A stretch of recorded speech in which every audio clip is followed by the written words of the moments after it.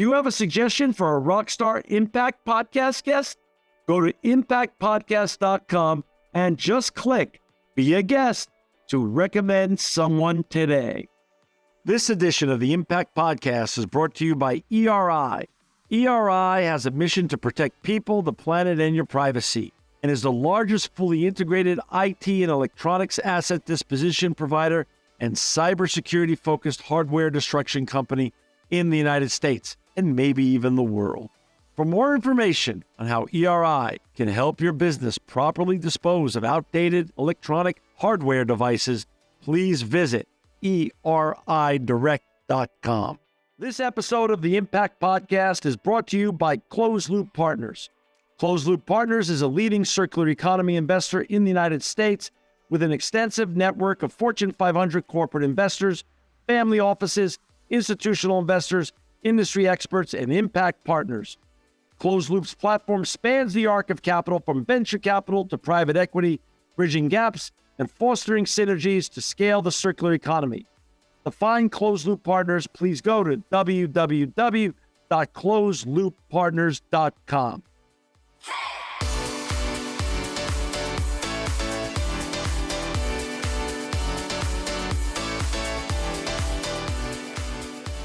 Welcome to another edition of the Impact Podcast. I'm John Shigerian. I'm so excited to have with us today Jeannie Renné-Malone. She's the Vice President of Global Sustainability for VF Corporation. Welcome, Jeannie, to the Impact Podcast. Hey, John. Great to be here. You are today sitting in Denver, Colorado? That's right. And I'm in Fresno, and we're doing this little interview here. And, you know, Jeannie, you represent a whole array of brands that we're going to get into in a little bit at VF Corporation. But before we do that, can you share a little bit about the Jeannie Renné-Malone story? Where'd you grow up and what got you on this fantastic and important journey that you are on at VF Corporation? Well, great. Yeah, I love to start with my personal story and how it really contributes to my professional purpose, I like to say.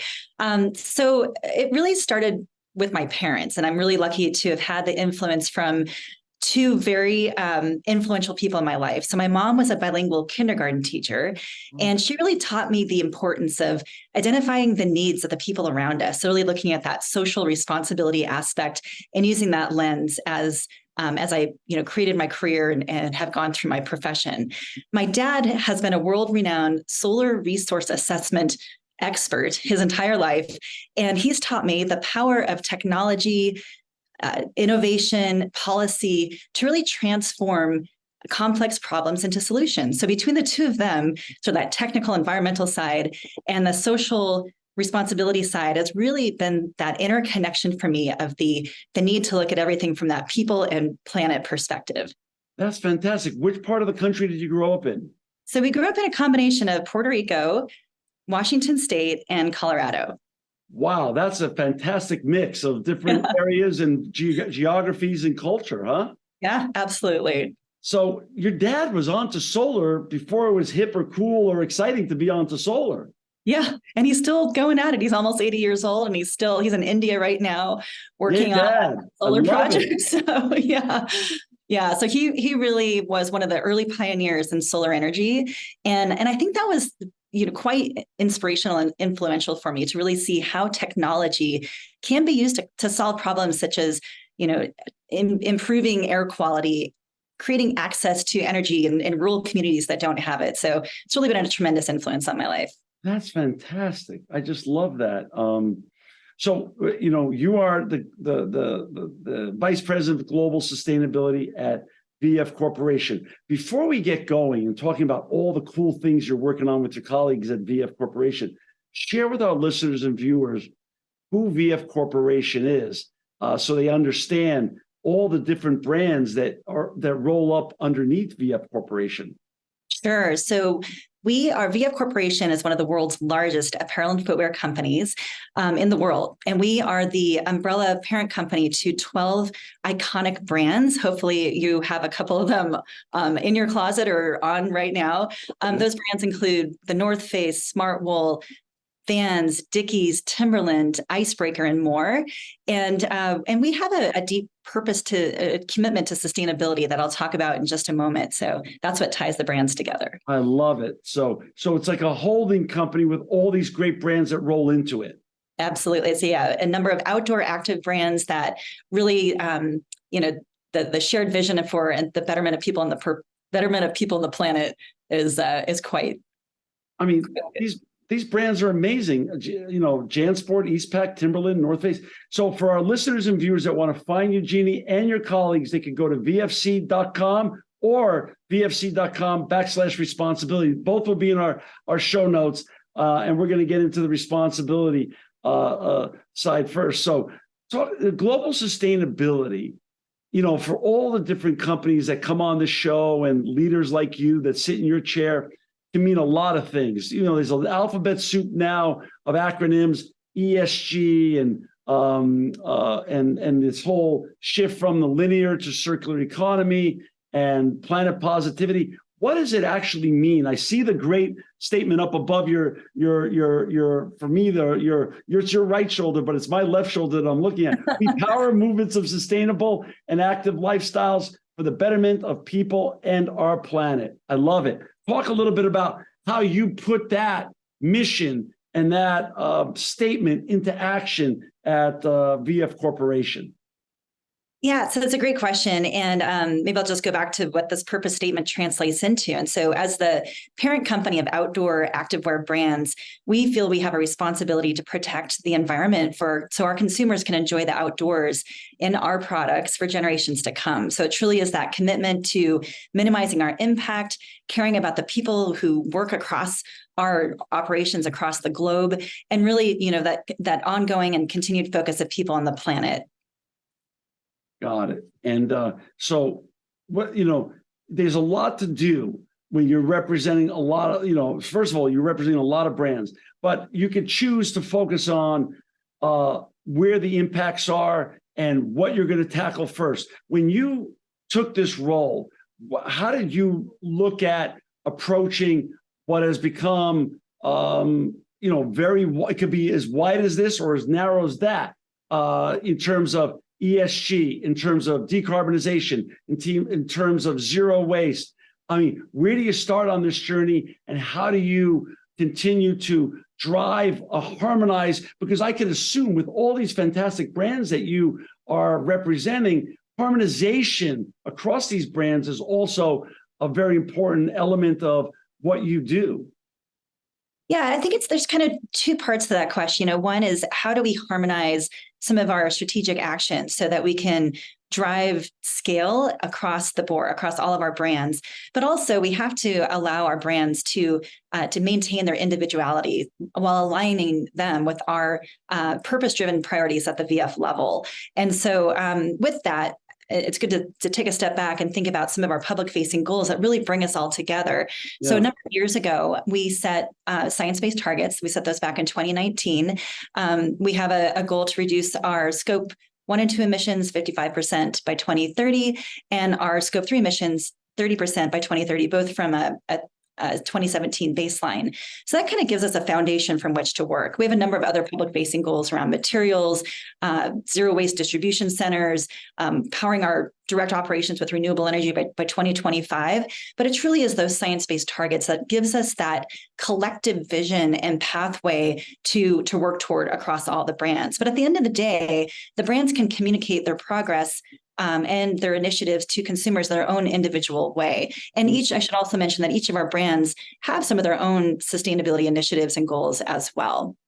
So I can give you a few examples of how the brands communicate some of these individual initiatives. And so, for example, Vans has a VR3 product line and labeling, which signifies that regenerative, responsibly sourced, renewable, or recycled materials make up at least 30% of that product. So that's how they communicate to consumers, knowing that material substitution is one of the key pathways that ladders up to our science-based targets. Now, another material example, the North Face has been partnering with Indigo Ag here in the U.S. over the past couple of years, and is now incorporating regeneratively grown cotton into their products by working with growers who have transitioned to farming practices that draw down carbon from the atmosphere and restore soil health. So that's another example of how the North Face is working on an initiative that helps VF as a whole reduce our impacts, but it's an individual brand initiative that is connecting with their consumers. And then finally, I'll just mention our merino brands. Smart Wool and Icebreaker have collaborated to work with the New Zealand Merino company with over 160 sheep growers to create the world's first regenerative wool platform. And that represents over 2 million acres in New Zealand. And you can find examples of all these initiatives on the VFC.com website, on the individual brand websites, social media, and through numerous awards that our brands have won. Okay, so but help me out here. So this is fascinating. And so what you're really saying is all these brands operate on their own, really, in terms of they have their own sustainability people and things of that such. Do they roll up to you, or how do you navigate those somewhat tricky waters? Because in one aspect, I could see this wonderful organizational view where you get to create a team that shares best practices of all these sustainability leaders for all these different brands. On another hand, they are also a team of rivals. And they're, so how does that work in terms of being collaborative, but also a little bit, competitive as well? Yeah, competition's good. So we like that. Yeah. It's a good point. I think some of these sustainability initiatives actually allow us to work more closely together, and then individually the brands can then communicate out what that particular sustainability initiative means to them. So, for example, a couple of years ago, we started a project in Thailand. This was a project funded by VF, and we brought in Vans, Timberland, and the North Face to work collectively to create the first regenerative rubber supply chain in the world for our industry. Wow. So each brand is part of this coalition, but now that they're sourcing the products and using them, they're sourcing the material and using them in their products, they can communicate out in their own way. So there's a bit of competition when it gets to that point, but really the initial initiative and how we scaled it to be able to source regenerative rubber from Thailand has really brought us all together. Got it. So when you hit gold like that and you create something really special like that, all the brands will benefit. Absolutely. That's wonderful. You recently, VF was recently recognized for winning a pretty important impact award. Can you share a little bit about what that project and that award meant, and explain why that was important to what you're doing and the work you're doing with all the great brands? Sure. So I just alluded to it. I'll provide a bit more detail. So we thank you for mentioning that. We're super proud of this award, and it's for really pioneering that Regenerative Rubber Alliance initiative in Thailand, which resulted in building the first regenerative rubber supply chain. That's the one. I can go into detail if you like. Give a couple of the other examples, because rubber. So you broke the code on rubber. Is there such thing now as a fully circular, apparel and shoes, in terms of, can I buy now running shoes or outdoor shoes that are fully circular, made from all recycled material, or is that day coming in the future? You can buy a number of our products that are made with multiple regenerative materials. It's pretty exciting. So if you go to some of our brand websites, you can see, for example, the regenerative rubber that I just mentioned is included in the Vans Circle V, in some of our North Face products, in Timberland's Green Stride Motion 6 Hiker, which also includes some other sustainable materials. So just in thinking about circularity, as a whole, we really approach circularity with that holistic approach, incorporating the main principles of circular design, which is recyclability, design for durability, design for disassembly. So you'll see a lot of products come out on the market from our various brands that have those different components of durability, recyclability, disassembly. And with that, we can think about our product, the beginning of its life and all the way to the very end. And so when we're considering what a consumer is going to do with their product at the end of life, they know that it'll be more easily recycled and turned into a new product. It can be disassembled and then reused, or it's durable. We can just repair it and get it back out on one of our e-commerce platforms, so someone else can enjoy that product in the future. So I'm going to ask an obvious question, but I still need to ask it. The young generation coming up you're young and the generation below you, because I'm obviously of a whole different generation now that I'm almost 61. They care about these issues. They care about buying products that are more circular and from a brand that actually cares about the environment. They're voting with their pocketbooks. Is that a true statement? Yes or no? We like to believe that's true. We hear a lot of anecdotes. It's hard data to confirm, but we hear that all the time. That consumers, especially the emerging purchasing generation, really want to make purchasing decisions based on their values. And so we're seeing, anecdotes and some consumer insights show that consumers are going to more e-commerce websites or thrift stores to buy products. We do have some data from our TNF Renewed, that's our North Face Renewed platform, where you can go and buy gently used products that have been repaired.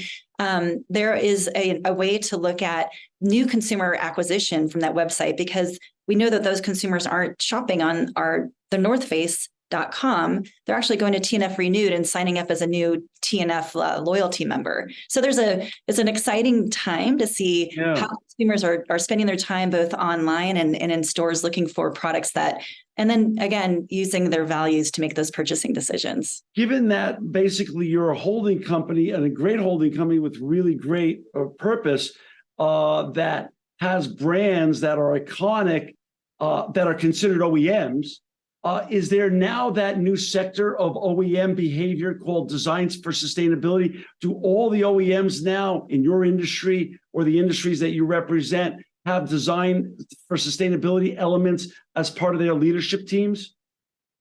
I would say it's incorporated throughout the organization. So it's a really important part of the design. And having the appropriate team members in place, yes, absolutely, in some place within the org structure. Given now, remember, I'm in the electronics industry, the electronics recycling industry, so I get to work with the OEMs in the electronics world, and they believe the same thing you just said. Anecdotally, that the next generation that are voting with their pocketbooks, that are now making an income and post their schooling efforts, are voting with their pocketbooks to buy more circular goods and services now. That people from organizations that care about the environment. Is the circularity important, or is that less important than more of the material? So, for instance, I recently was in a debate about closed loop issues. So, does it matter to really close a loop, or is open loop recycling just as legitimate and credible, and the consumers really aren't worried about if it's closed or open, but if it's just circular and it's coming back into the system and not going into a landfill or going into an ocean or a lake, then it's just good as that stands? I think it's, in today where we stand, closed loop is a bit of a challenge for our industry. And so I think it's the ideal state. Of course, we'd love to be able to source materials from our own products over and over. But I think the reality is that we're challenged from, infrastructure challenges and, just all sorts of policy incentives that need to be put in place. We're seeing a change with, regulation coming out of Europe and parts of the US that I think will encourage us getting toward that closed loop system in the future. But today, I do think an open loop system is appropriate. I mean, and it's working. We're many times when we're able to take back our products and then recycle them and send them off to other industries to either be used, ground and used in, the ground of playground floors or ground up into building insulation. There's a lot of exciting new products that can be developed. I have to tell you one story about Smartwool because I love this story. So we did this amazing take back program, started a couple of years ago, where we asked consumers to go into their closets, go into their drawers, find those socks that don't have a pair, or maybe the dog ate one of them, send them back to us, and then we send them to our partner on the East Coast that then shreds up those socks. And then turns them into filler for dog beds. And so now we have a whole new product on our Smartwool website. The other thing we're doing now is they're able to sort out the non-Smartwool socks, and then with just using the Smartwool socks, because we know where our merino wool came from, we want to keep it very pure. We can then shred those Smartwool socks, turn them into yarn, and then now we've created a whole new circular hiking sock that you can buy on the Smartwool website. So we're starting to see more and more innovations that come out from our brands, and it's a super exciting time to be in this area. For our listeners and viewers who've just joined us, we've got Jeannie Renné-Malone with us. She's the Vice President of Global Sustainability for the VF Corporation. To find Jeannie and her brands that she represents and all the great work they're doing in sustainability and impact, please go to vfc.com or vfc.com/responsibility. All that information will also be in the show notes. Jeannie, given that you are truly, right from the get-go, right from your DNA, a sustainability OG, given your father's and mother's information on the world and how they informed you and you grew up. Talk a little bit about where we are in the sustainability journey. When I've got the opportunity and really blessing to travel the world because of my company and what I do, I've seen now that Europe is truly have been ahead of us culturally and from a DNA perspective on circular economy behavior and sustainability, maybe going back 1 or 2 generations. Same thing with South Korea and Japan. North America was a little slower in the uptake, but it seems as though we truly are on fire for all this great stuff now in ESG, in sustainability and decarbonization with the Investment Recovery Act and everything good that's going on. Where do you see us in that journey? And where do you see the VF Corporation? And what gets you super excited about the months and years ahead that you have at VF Corporation? Well, I'm super excited about the momentum, I have to say. I've been in this field for my entire career, essentially. And just to see the increase in use in renewable energy, in the materials innovation, the focus on circularity and really providing deep insight and perspective that we're seeing about what is needed to get to that circular economy. I think the momentum is exciting, and VF is right there. We're looking at partnerships not only within our own industry, but outside our industry across agriculture. Some of our materials that we're sourcing, that we're helping farmers, ranchers, and growers convert land to regenerative agriculture.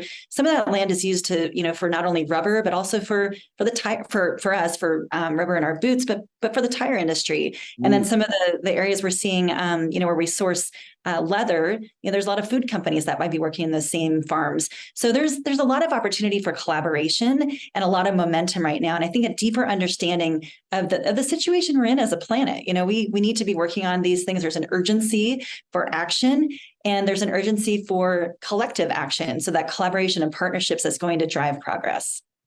Jeannie, you produce an impact report every year that has all the best information from all the brands that you represent? Yes, and our next one will be published later this month. So stay tuned. So it comes out annually and it lives on the vfc.com website and /responsibility? Absolutely.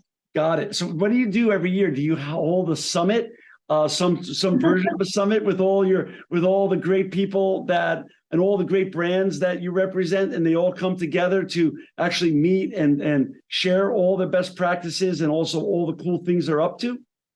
It's an ongoing collection of data, stories, anecdotes that really come together to create this report every year. And I would say we don't come together as a summit, but we do come together for a celebration once we publish the report, because it's a lot of work that goes into it and a lot of reasons to celebrate. Sitting where you sit, how do you benchmark? Because you represent, so it's not just one brand that you really represent, even though, yes, you represent VF Corporation as a brand, but all the iconic brands that roll into VF Corporation.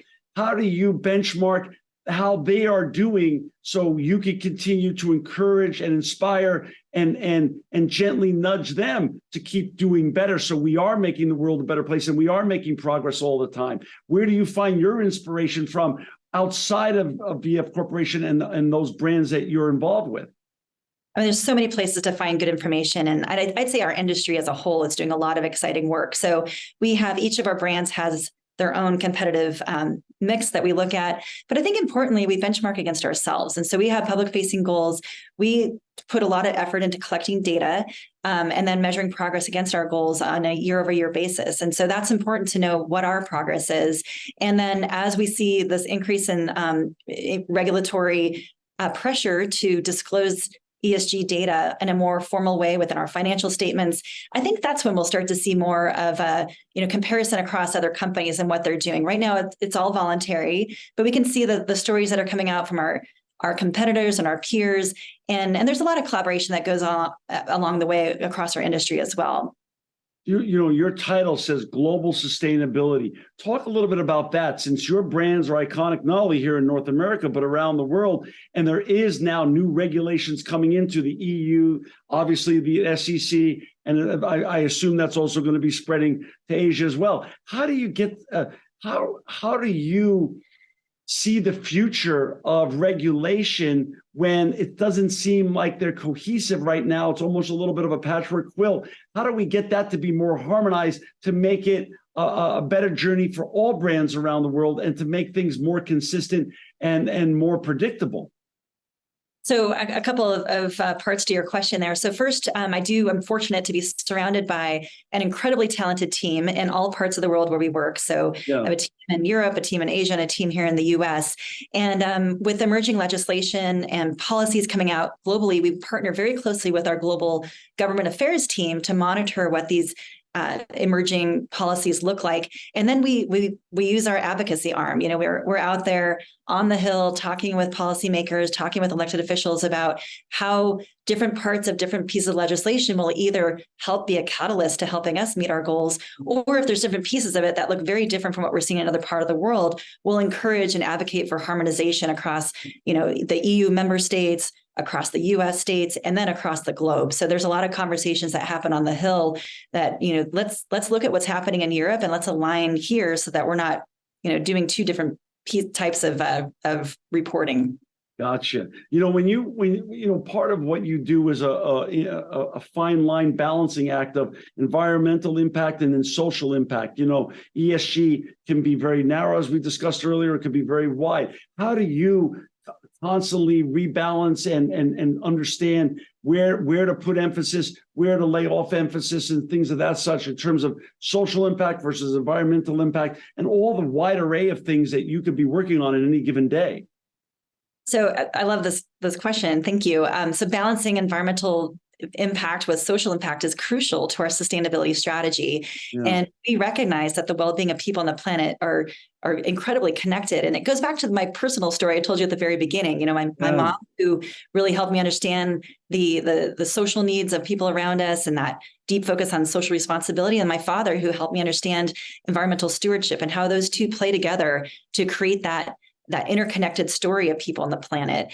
And the Regenerative Rubber Supply Chain Initiative I mentioned earlier really exemplifies this balance. And so while it focuses on environmental sustainability through responsible sourcing and regenerative practices, it also has positive social impacts.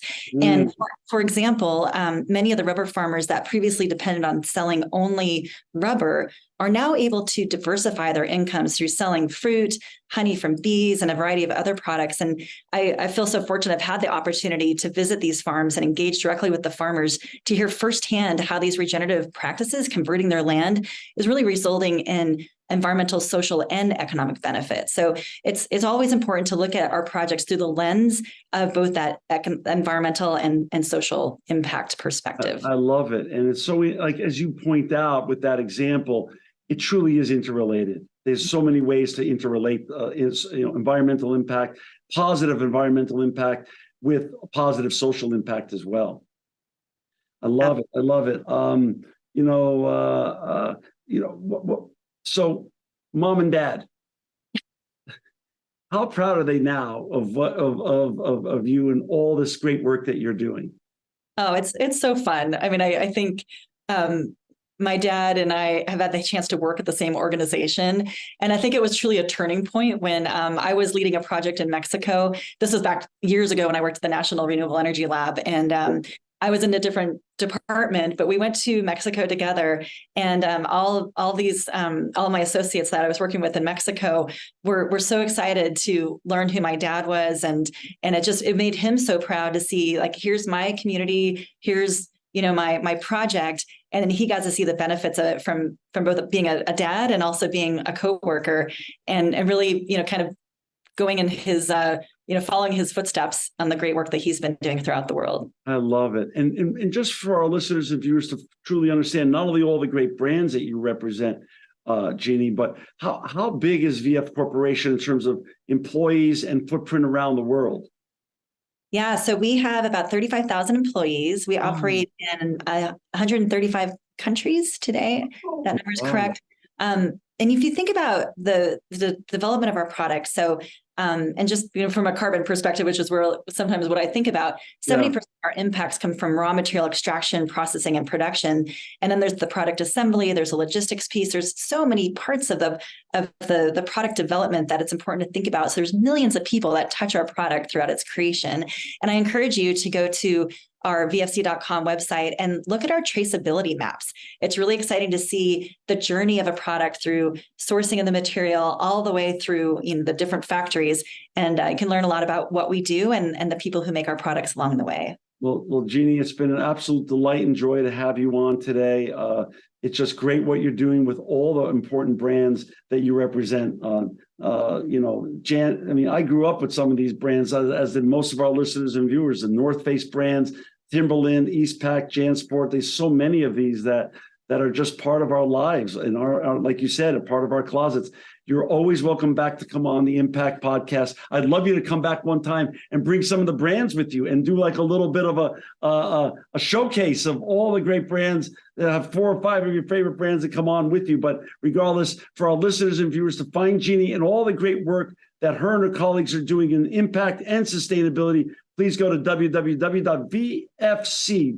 or www.vfc.com/responsibility. Jeannie Renné-Malone, you made mom and dad proud. We're so honored that you came on the show today and shared part of the journey and all the great work you're doing at the VF Corporation. Thank you specifically for making the world a better place. Thanks so much, John. This has been a great conversation. This edition of the Impact Podcast is brought to you by Engage. Engage is a digital booking platform revolutionizing the talent booking industry. With thousands of athletes, celebrities, entrepreneurs, and business leaders, Engage is the go-to spot for booking talent, for speeches, custom experiences, live streams, and much more. For more information on Engage or to book talent today, visit letsengage.com. This edition of the Impact Podcast is brought to you by ERI. ERI has a mission to protect people, the planet, and your privacy, and is the largest fully integrated IT and electronics asset disposition provider and cybersecurity-focused hardware destruction company in the United States and maybe even the world. For more information on how ERI can help your business properly dispose of outdated electronic hardware devices, please visit eridirect.com.